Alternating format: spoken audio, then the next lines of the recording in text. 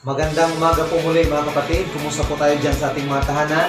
A pleasant and blessed Sunday once again to all of us. And we are here again to continue our worship to our God and of course to continue our study with the Word of God in this way. Kasi hanggang ngayon, we're still locked down and hoping that it will end this 30, no? Although may mga limitations pa rin. But let us just continue to pray to God and to obey our authorities na itinalaga ng Diyos, no, para sa atin. So, sa magang ito mga kapatid, before we start our new study about the Word of God, tayo po muna ay saglit na manalangin. Let us pray. Lord God and loving Heavenly Father, we would like to thank you once again for this wonderful day that you have given to us. Salamat po Diyos sa patuloy na pag-ingat sa bawat isa sa amin, maging sa aming mga mahal sa buhay at mga kapatiran. And we continue to pray, Father, na kayo po ang magbigay sa amin ng karunungan sa oras na ito upang maintindihan namin ang iyong salita na siya pong aming mapapag-aralan. We also continue to pray for the healing of our nation, of our people, O God, na kung saan nakakaranas ng crisis, Panginoon, sa panahon ito. We just want to entrust to you everything, Lord, in the most precious name of our Lord Jesus Christ, our Lord and Savior. Amen. Ayan. Sa magang ito mga kapatid, let us begin to have our quotation. Sabi po dyan, I'm not afraid of tomorrow because God is already dead. Ayan. Maraming mga takot ngayon kung ano ang kahinat na natin kinabukasan sa sunod na araw. At sabi dyan, huwag tayong matakot. Bakit? Nasa unahan ng Diyos, nasa kinabukasan na siya. God is there, so there's nothing for us to worry about. And our foundation today is found in Matthew chapter 6, verse 34. Sabi po dyan, therefore do not worry about tomorrow, for tomorrow worry about itself. Each day has enough trouble of its own. Yan po yung basehan, ang pundasyon natin sa pag-aralan sa umaga ito, mga kapatid, sa Matthew chapter 6, verse 34.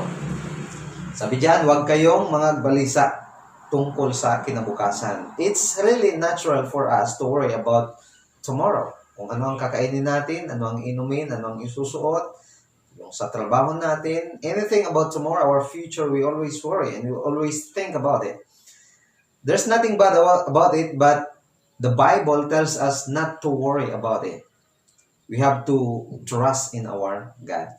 So, mga kapatid, sa umagang ito, atin pong pag-aralan itong tinatawag na replace your worry with peace. We have 5 biblical ways, no? Paano natin aalis sa ating isip itong anxiety, itong pag-aalala? So, mayroong 5 bagay tayong pag-usapan mula sa Biblia. Paano tayo magkaroon ng peace instead of worry, no? So, alam ko na lahat ng tao ay nakakaranas ng pag-alala. We all worry, right? Sa pagkain natin, sa iinumin, sa tahanan natin, problem sa pamilya, sa pag-aaral, sa trabaho. We worry about many things. But God doesn't want us to always worry. Most especially to worry too much, no? God wants us to be peaceful. Gusto ng Diyos na mapayapa tayo sa ating isip, no? Sa ating sarili. So, what are the 5 biblical ways? Okay, number 1 is be in Christ. Romans chapter 5 verse 1, sabi po dyan, being therefore justified by faith, we have peace with God through our Lord Jesus Christ. Nagkaroon tayo ng peace, sabi dyan, through the Lord Jesus Christ, after we have been justified by faith. Remember mga kapatid, of course, our salvation is by grace through faith alone. Ephesians chapter 2 verse 8.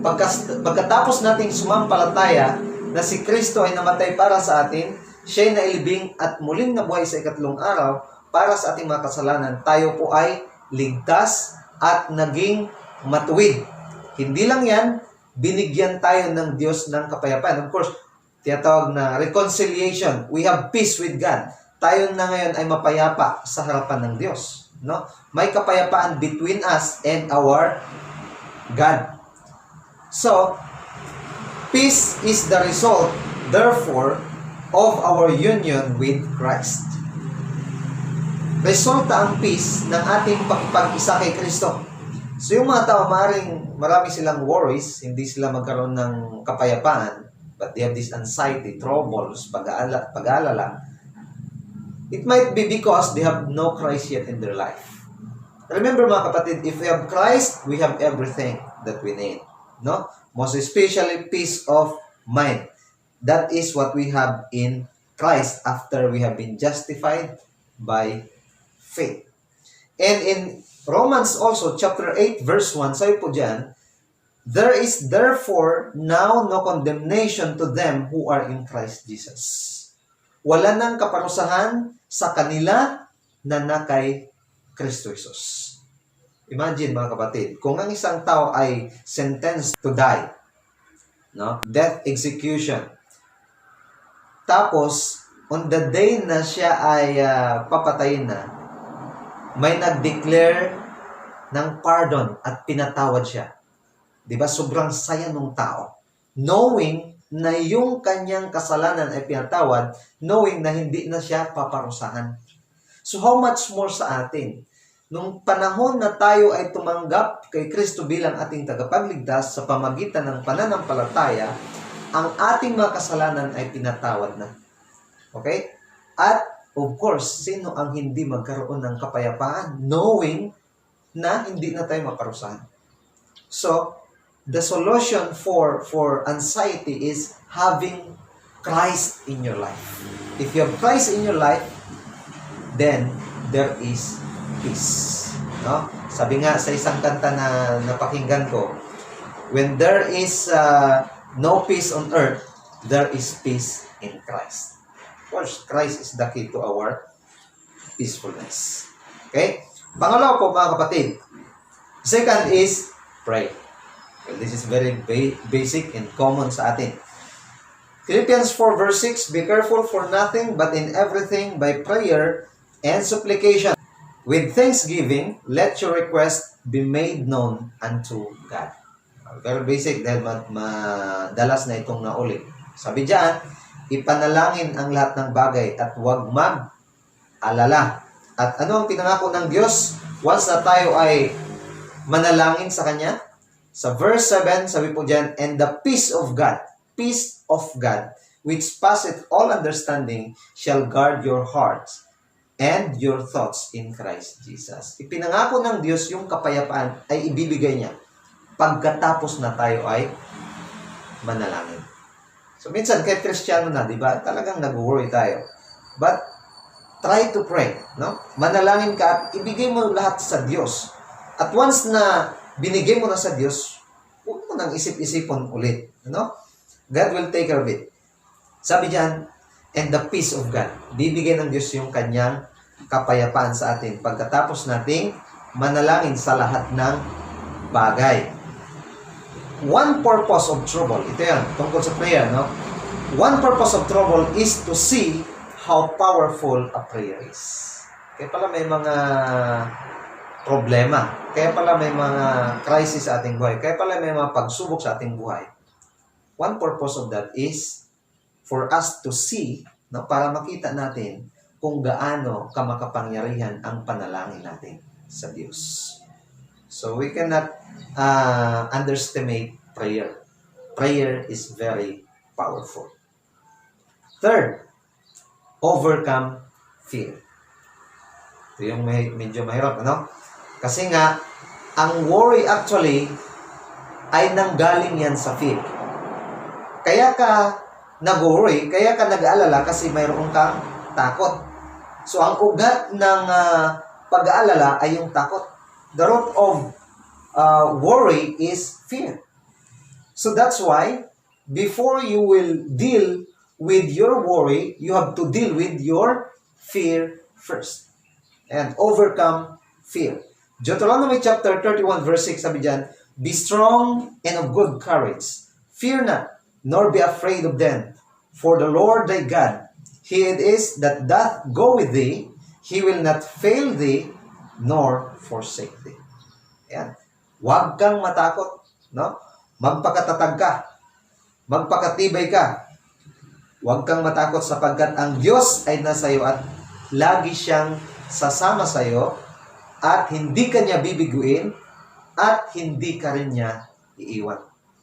Sabi diyan, we can overcome fear if we know and we believe that God is always with us and He will never forsake us.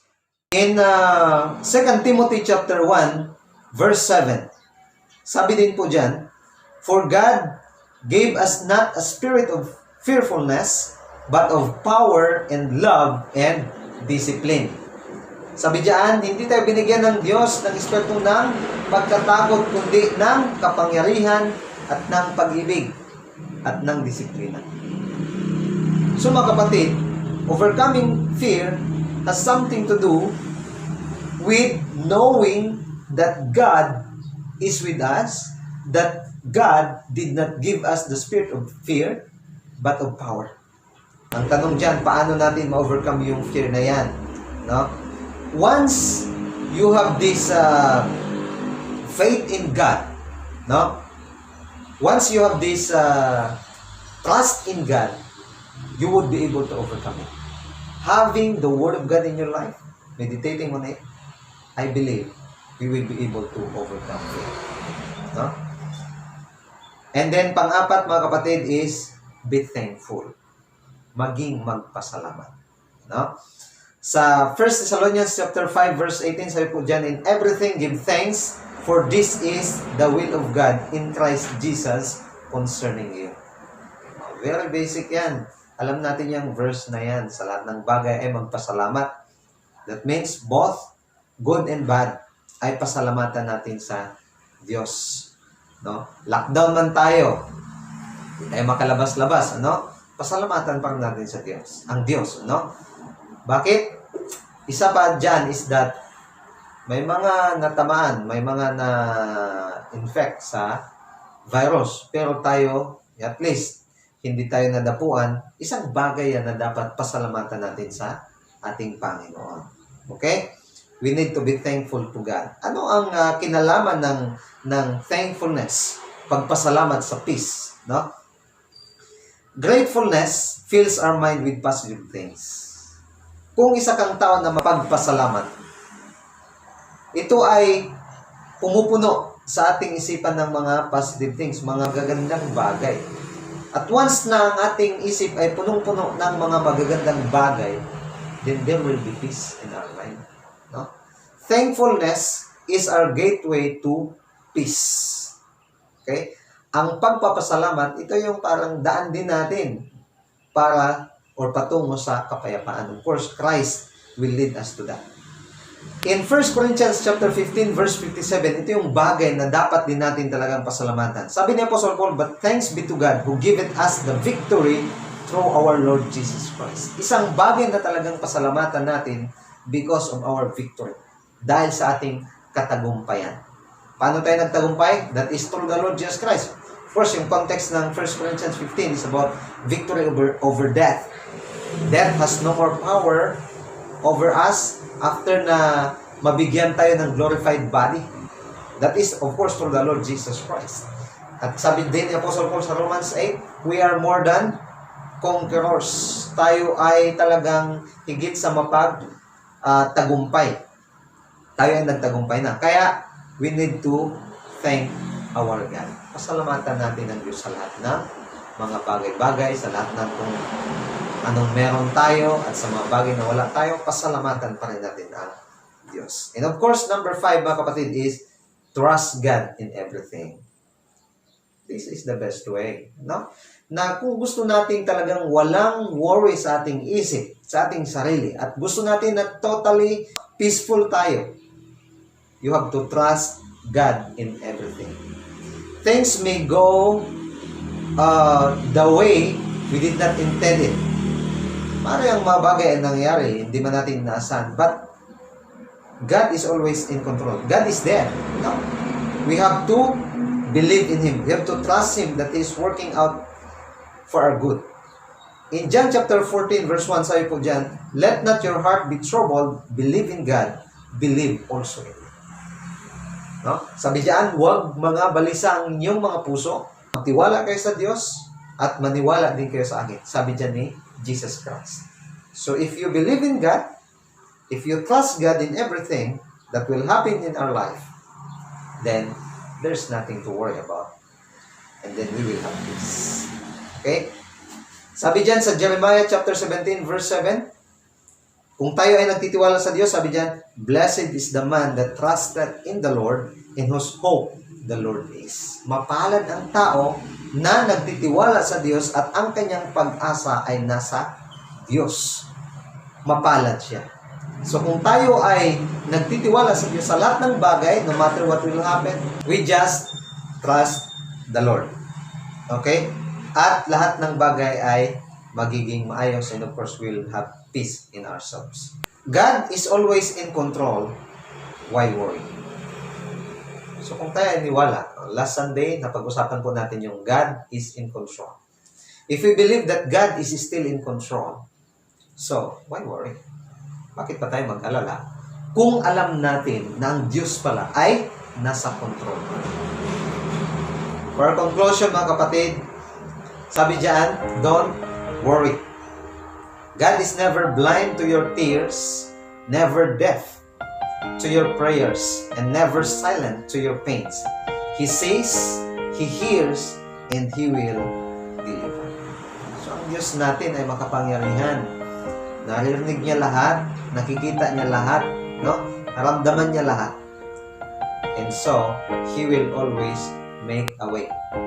Sabi nga sa 1 Corinthians chapter 10 verse 13, ang mga bagay na ating naranasan ay common yan.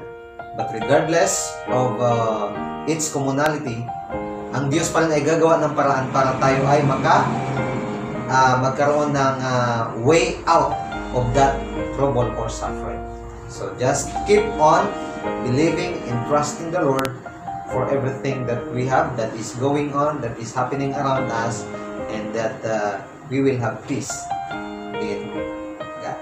So, once again, mga kapatid, salamat sa ating time sa pakikinig ng salita ng Diyos. And grace and peace be with us all. And keep safe always. And to God be the glory. Thank you very much. And now let us have our prayer. Lord God, Heavenly Father, we thank you so much once again for this day na inyo pong pinagkaloob sa amin. Salamat po sa inyong salita na inyo pong napag-aralan.